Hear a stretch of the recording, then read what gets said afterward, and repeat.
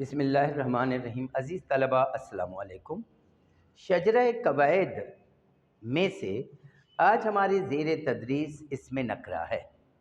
ہم اسم نکرہ معرفت تک پہلے ہی پہنچ چکے ہیں، یعنی لفظ، موضوع محمل، موضوع کلمہ اور کلام، کلمہ فعل، اسم حرف۔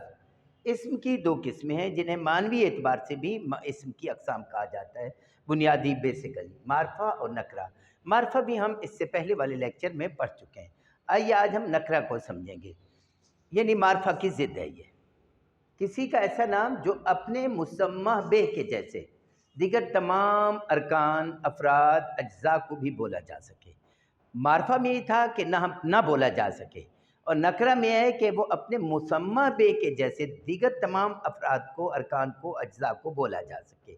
مسمى بہ کی ایک دفعہ پھر وضاحت کر دوں، وہ شخص، وہ چیز، وہ جانور، وہ جگہ، وہ عمل جس کا جس کا وہ نام رکھ رہے ہوتے ہیں، وہ جو ہوتا ہے ایکچول میں وہ مسمى بہ ہوتا ہے، اور اس کا جو نام ہوتا ہے ہم اس کو اسم کہتے ہیں۔ اور لینگویج شخص کے بارے میں بات نہیں کرتی، چیز کے بارے میں بات نہیں کرتی، بلکہ اسم کے بارے میں بات کرتی ہے۔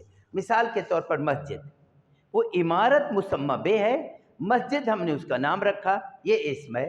نماز، وہ عمل جس میں ہم ارکان نماز کو ادا کر رہے ہوتے ہیں، وہ عمل جو ہے مسمى بہ ہے، اور اس عمل کا نام نماز ہے۔ وہ بچہ، مسمى بہ، اس کا جو ہم نے لڑکا نام رکھا، یہ اسم ہے۔ یہی حال عید، مینار پاکستان، انگوٹھا وغیرہ کا ہے۔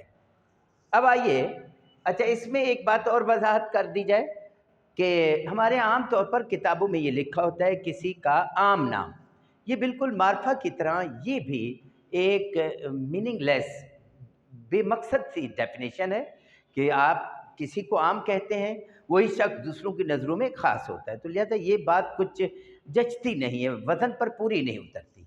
آئیے اب اقتباس کو پڑھیے حسب معمول۔ ہمارے محلے میں ایک لڑکا رہتا ہے، بڑا ہی شریف اور نیک بچہ ہے، امی کا حکم مانتا ہے، بڑوں کا احترام کرتا ہے۔ اس اقتباس کے اندر 3 سے زیادہ اسماء نکرہ موجود ہیں۔ آپ اپنی کاپیز کے اندر صرف 3 اسماء نکرہ ڈھونڈ کر لکھیں گے۔ اس میں نکرہ کے حوالے سے ایک اور وضاحت بھی کر دوں، جیسے اقبال، یعنی علامہ اقبال، آدمی ان کا نام ہے، اس جیسے ہر شخص کو ہم آدمی کہہ سکتے ہیں۔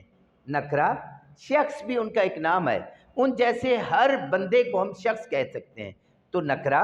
شاعر، ان جیسے ہر شاعر کو ہم شاعر کہہ سکتے ہیں، تو نکرہ۔ اقبال، ان جیسے ہر شخص کو ہم اقبال نہیں کہہ سکتے، معرفہ۔ شاعر مشرق، ان جیسے ہر شاعر کو ہم شاعر مشرق نہیں کہہ سکتے، معرفہ۔